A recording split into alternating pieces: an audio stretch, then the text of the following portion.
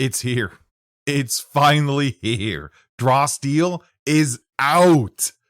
Next is the physical books. And there's also the Summoner and the Beastheart classes, the Gnome, the Shadow Elves, and 4 more Ancestries, and an extended version of the Fall of Blackbottom, a Thorn Dragon adventure, and a Suicide Mission adventure, and details on the Codex VTT. Then, there's the crowdfunded weapons collection, the Kobold Ancestry, and 2 other third-party adventures, and that's not even all. There's so much! I'm John Denor, and this is Goblin Points.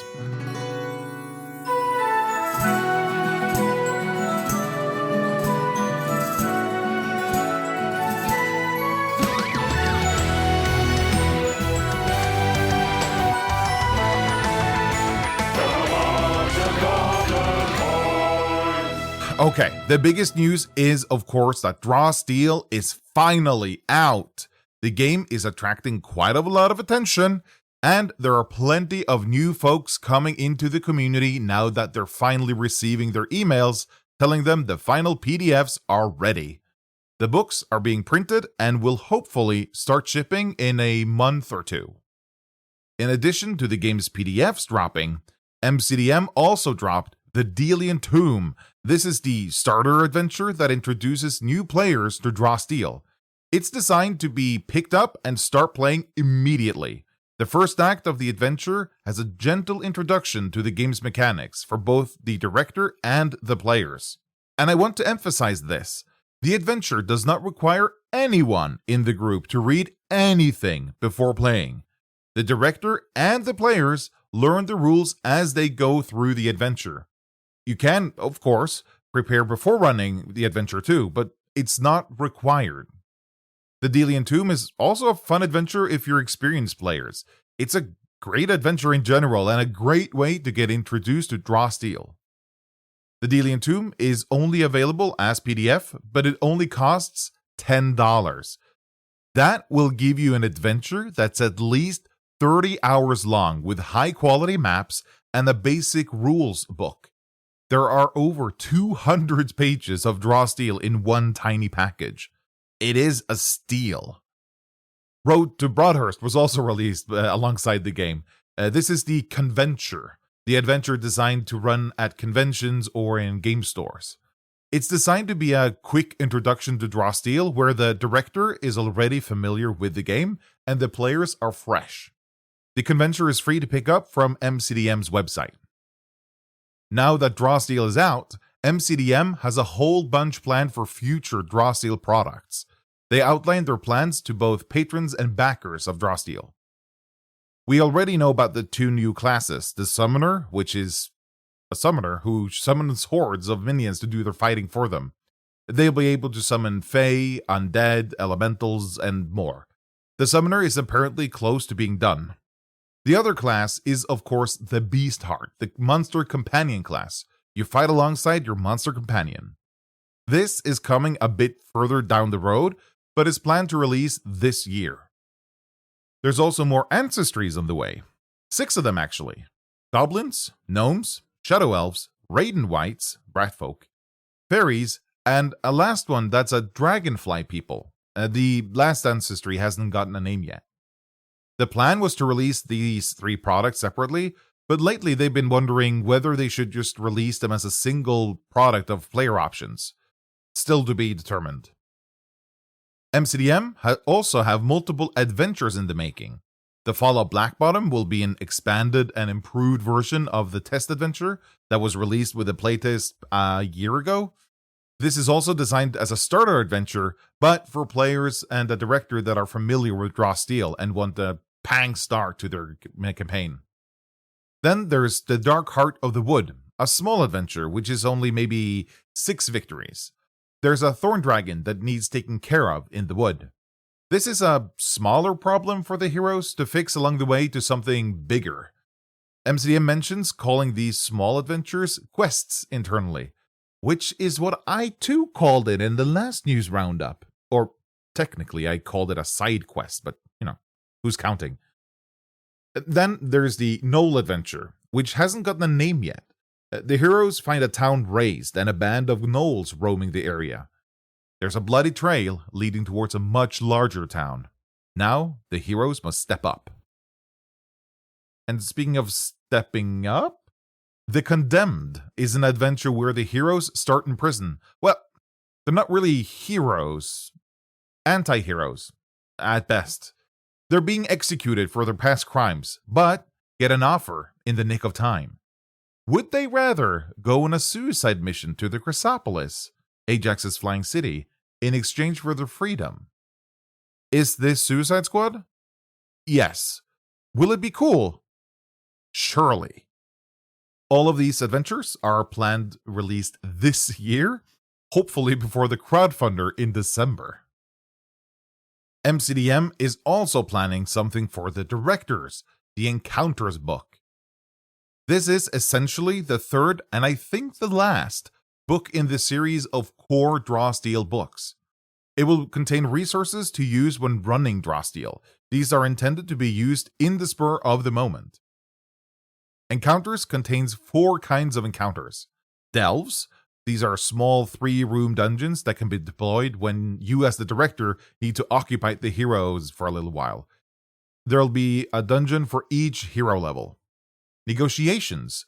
A collection of ready-to-go NPCs with negotiation stats. These will be specific persons, fully realized, to make them easy to deploy in the moment. It'll be a named specific guard captain with specific motivations and pitfalls. Then you'll just swap out stuff if necessary. Montages. Unique montages for specific situations. These will have specific challenges for each unique scenario. Once again, the thinking is that you'll be able to just drop this into your session and swap out details if necessary. And lastly, heroic tests. These are examples of skill tests at easy, medium, and hard difficulties for most, maybe all, of the skills in the Heroes book. They'll write outcomes for each of the results, for each of the difficulties, for each of the skills. If you can't use the outcome raw, you'll probably be able to adapt to something appropriate quickly. Then there's Crack the Sun, an epic campaign split into 5 acts, where each act grants the heroes a level. Not much is known about the details yet, but, as the name kind of implies, the heroes will end up on the sun at the end of the campaign.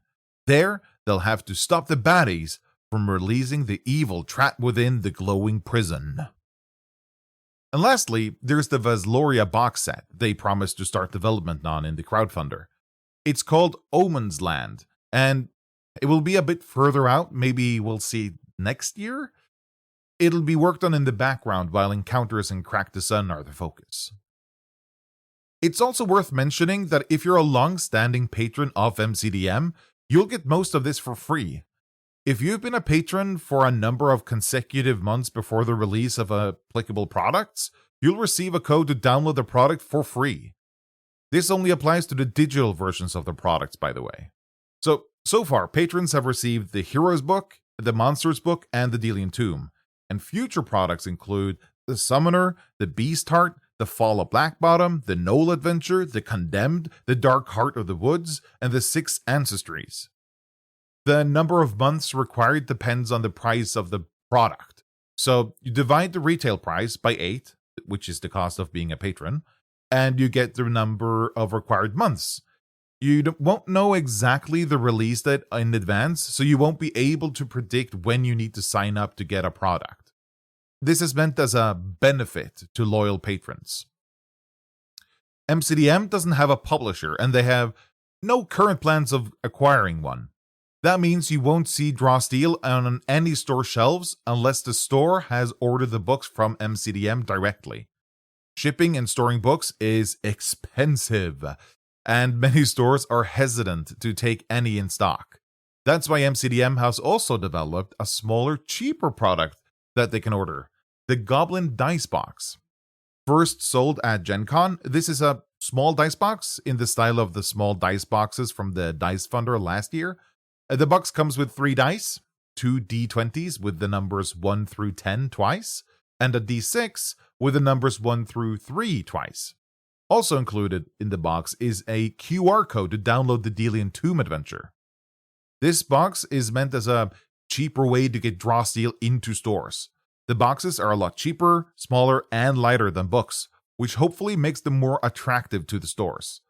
And when customers buy one, they get exactly what they need to get started playing Draw Steel. The Codex is the official VTT for Draw Steel, developed by DM Hub in partnership with MCDM. They are currently in alpha testing and are working hard on getting the rules implemented. They hope to have a version ready to be tested by patrons by the end of the year. The patron test version will have first echelon implemented to give people a chance to really give it a go. Once they've got that, they'll expand to higher echelons and with more features. MCDM views the Codex as the digital tool for Draw Steel. It's more than a digital battle map. It has built-in character builder, map building tools, modding support, and custom monsters and classes. The plans for monetizing the Codex was also reiterated. First, there is no plan for a subscription to get access to the Codex.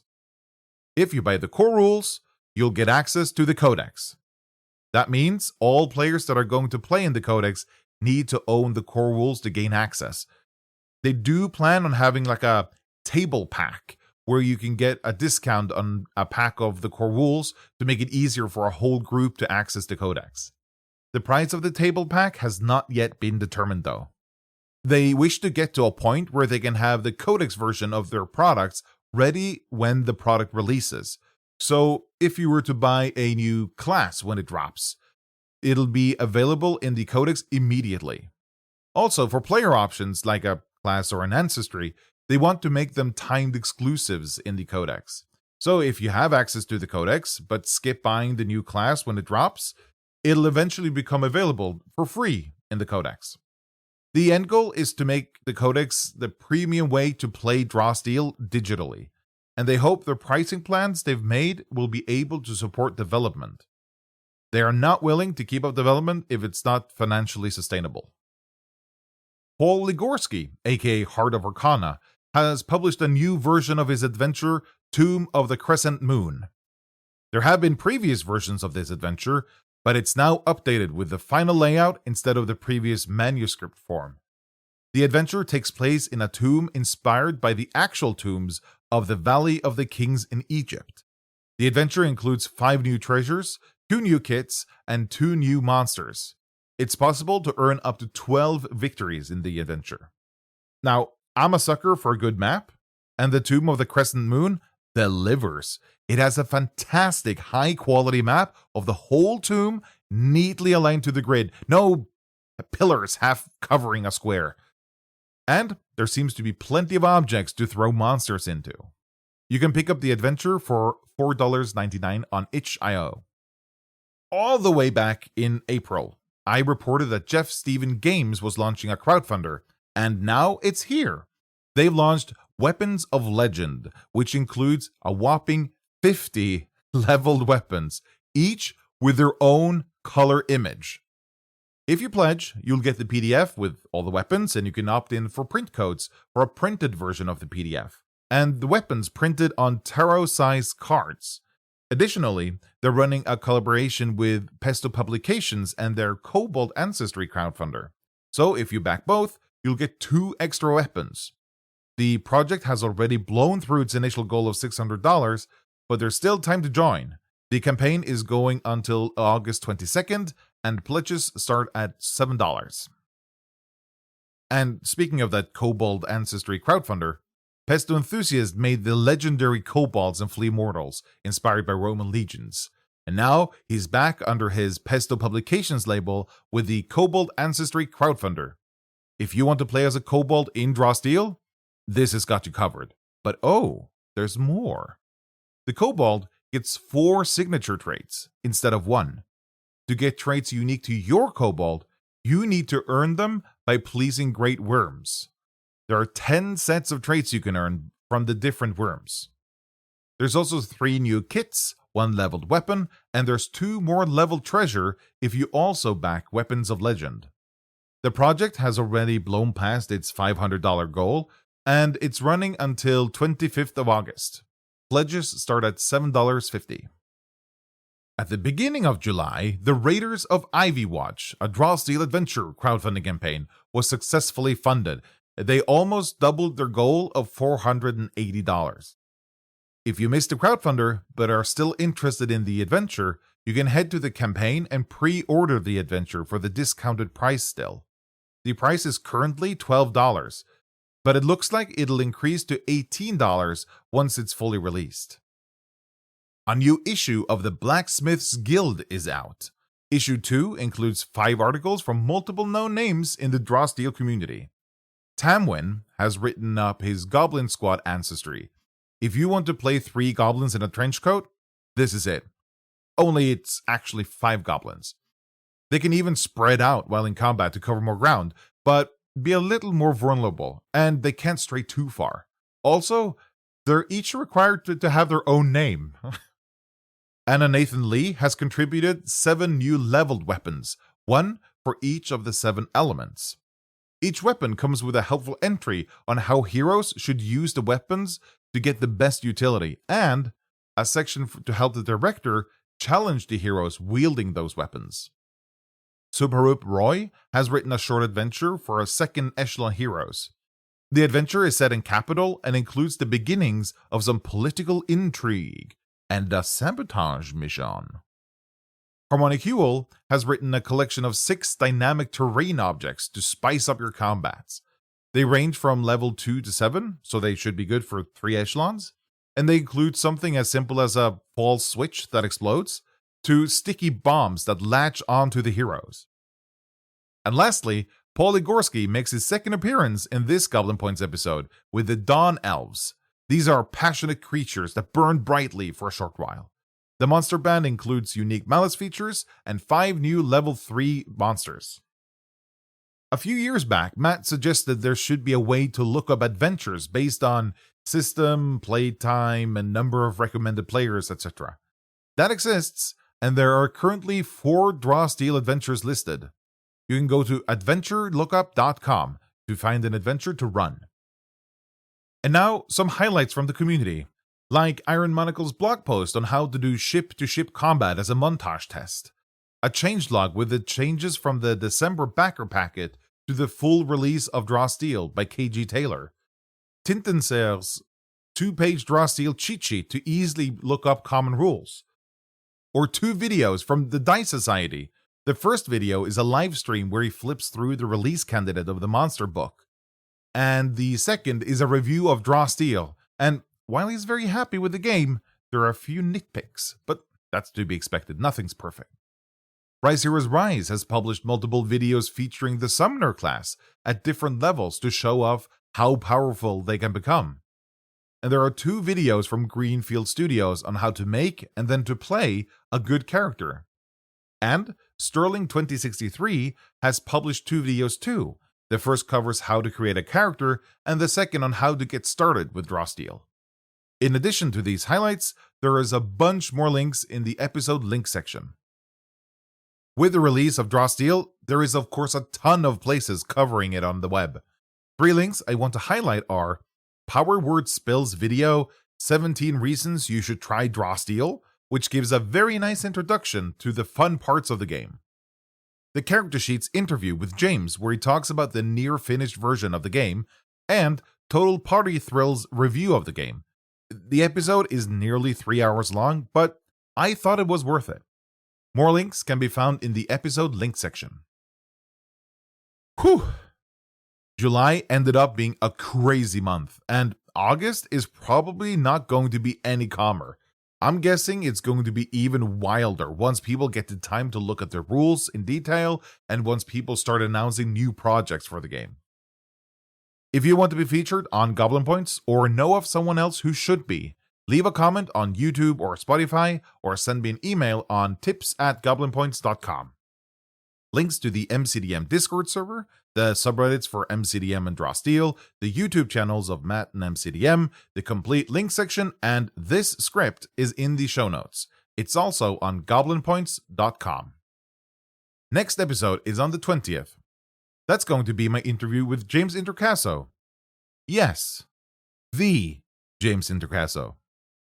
Paying patrons have been able to submit questions for me to ask, and if you want the opportunity with my next guest, link to join is in the show notes. See you next time. Snakkes.